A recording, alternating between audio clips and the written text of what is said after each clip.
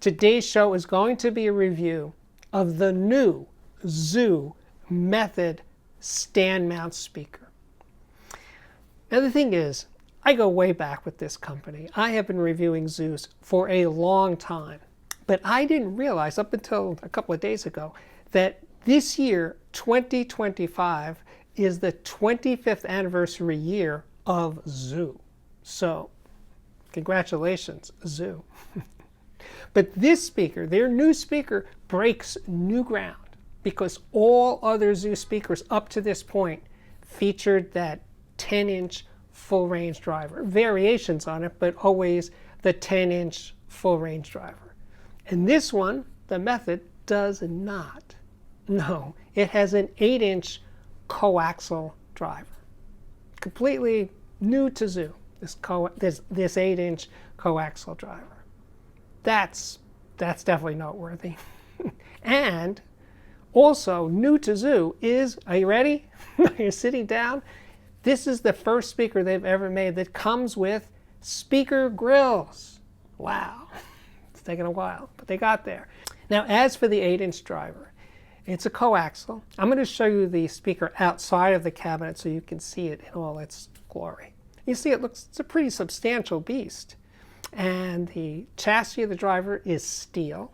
The cone material is cotton fibers. It has a 2-inch voice coil. And this is a two-way speaker, and the crossover to the tweeter occurs at 5K. This is a fairly small speaker. It's just 15 inches tall, but it's a hefty speaker. It weighs 20 pounds, and it feels extremely solid, and the cabinet is absolutely inert. And the Method, like all Zu speakers, was designed and manufactured in Ogden, Utah. The drivers of all Zu speakers, including this one, the drivers were all sourced from U.S. companies. Zu sells their speakers direct to consumers in the U.S., the U.K., and most of Europe, but only buyers in the 48 contiguous states can have a 60-day return guarantee. So if you don't like the speaker within 60 days, you can return it and get your money back. And Zu gets extra marks for the owner's manual. It is truly in-depth. You learn a lot by reading this owner's manual. It's also worth noting that since this is a coaxial design, you can turn it upside down and it will sound the same. Or you could lay it on its side and it will sound the same. So whichever orientation suits your setup, you can, and you can do that without guilt. I'm going to show you the Method's complete specifications right now, and note that this is a high sensitivity design. The impedance spec is 94 dB. The impedance is an easy to drive 8 ohms, which is nice because so many speakers I review dip down to 4 ohms. This one is an 8 ohm speaker. Oh, the price of the speaker. Now, curiously, Zu lists the price per speaker. So the price of one Method speaker is $699. Now, if you buy a pair of them, which most of you will, the price is $1,398 a pair. And the standard painted finishes are satin black or satin white. Now, there's a small upcharge for other painted finishes, but my review samples were finished in this stunning mercury burnt orange finish. It's a kind of a metallic finish. It is gorgeous. The photographs that I've taken do not do justice of how beautiful this speaker is. Oh, I just want to do one quick little aside, that when I unboxed the Methods and I saw that color, I immediately flashed back to the 1963 Chrysler turbine car. And it was an experimental car, but they made 55 of them and they put them out and let consumers try these cars out. They were never sold. They were, I believe, leased. And anyway, that painted finish on the Chrysler turbine is exactly the same as this mercury burnt orange finish. Anyway, just a quick little aside there. I paired a few different amplifiers with the Method over the course of this review.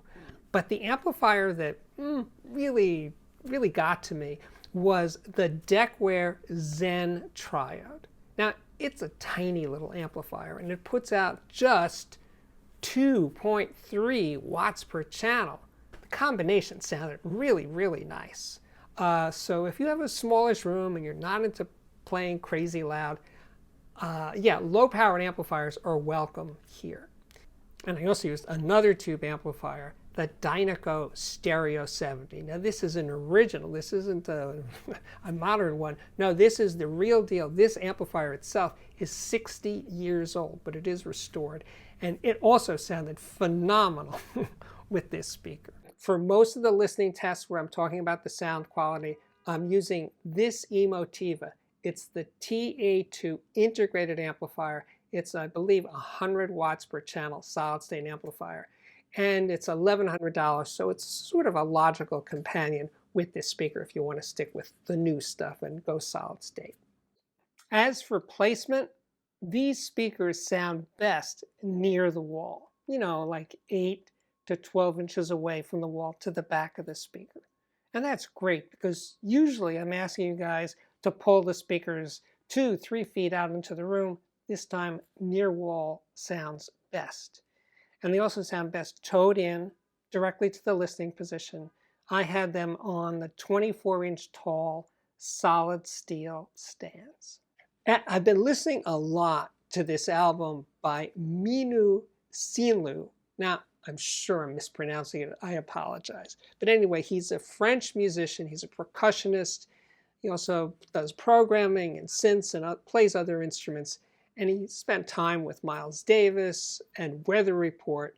But this album here, I just think it's so beautiful. And the percussion sounds and the deep bass sounds, very textural, very alive. And the transient response of the percussion instruments over the Method was exceptionally well played. And since the Method is a point source speaker, its imaging is actually very precise, very spacious, very open. Not the best with depth, but that's probably because it's very close to the wall behind the speakers. But that was my introduction to the sound of this speaker, that it was alive sounding, exciting, pretty dynamic, but not exceptionally so. The deep bass was not really all there, but reasonably full sounding when placed near the wall. Now, I wanted to get right to a speaker that made sense to compare it with, which was the ever-popular KEF LS50 Meta, which is also a point source speaker, but not a coaxial speaker. And that speaker sounded better balanced. It has a warmer, fuller sound, even though it's actually a smaller speaker.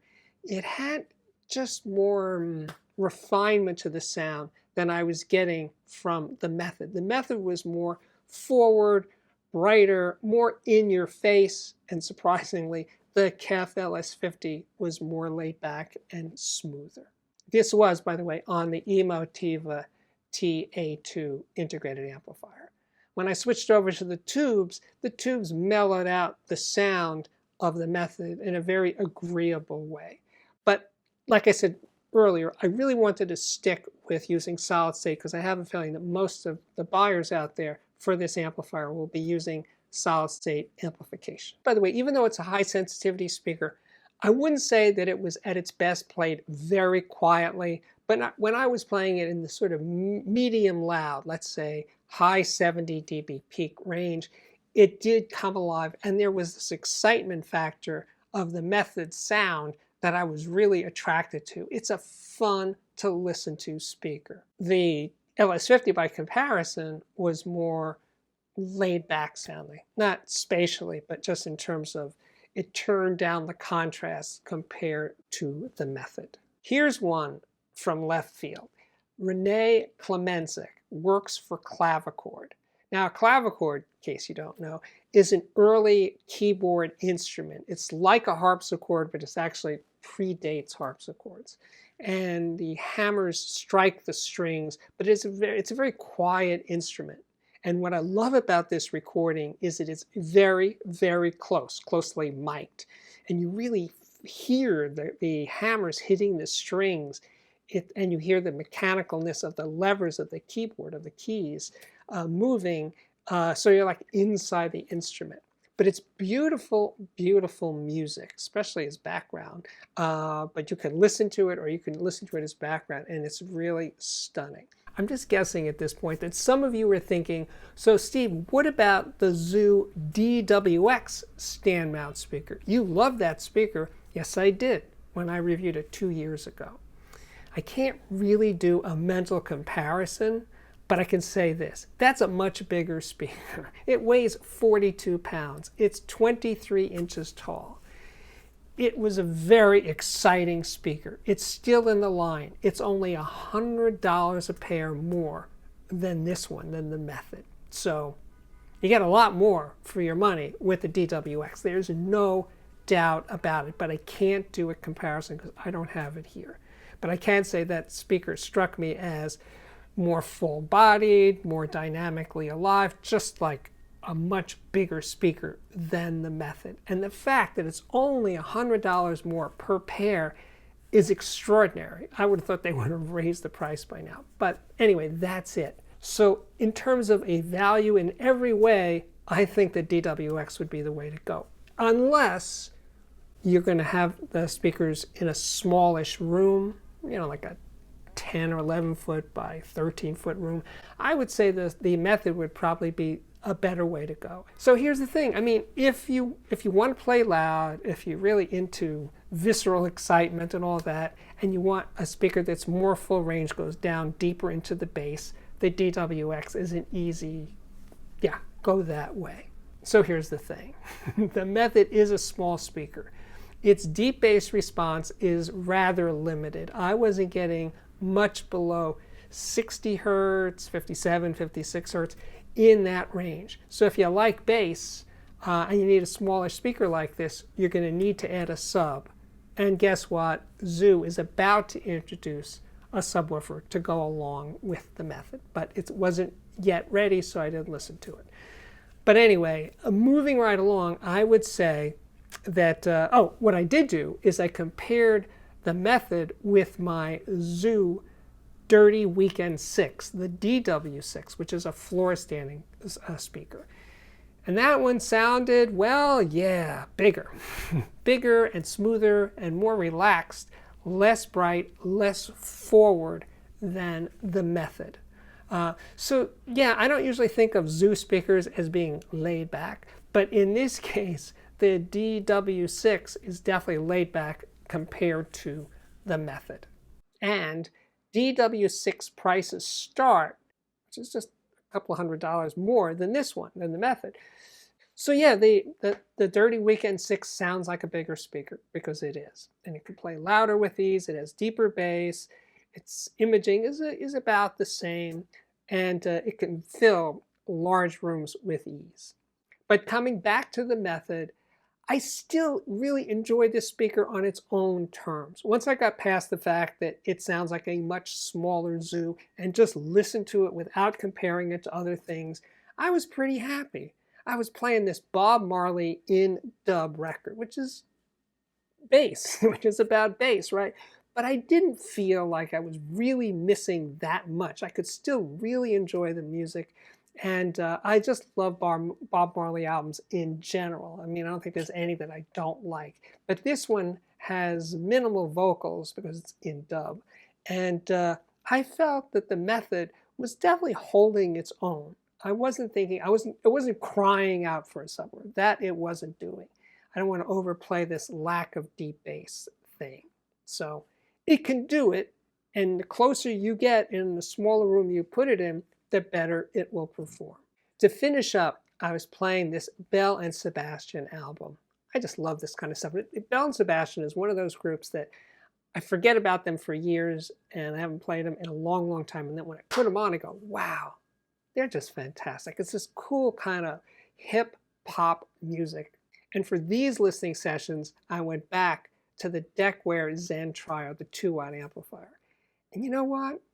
And I wasn't playing it that quietly. They can play fairly loud, high 70 dB, 80 dB range, no problem.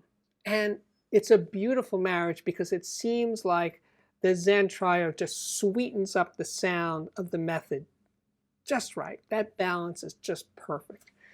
So now we're going to move on to, so Steve, what do you really think of the Zu Method 2-way stand mount speaker?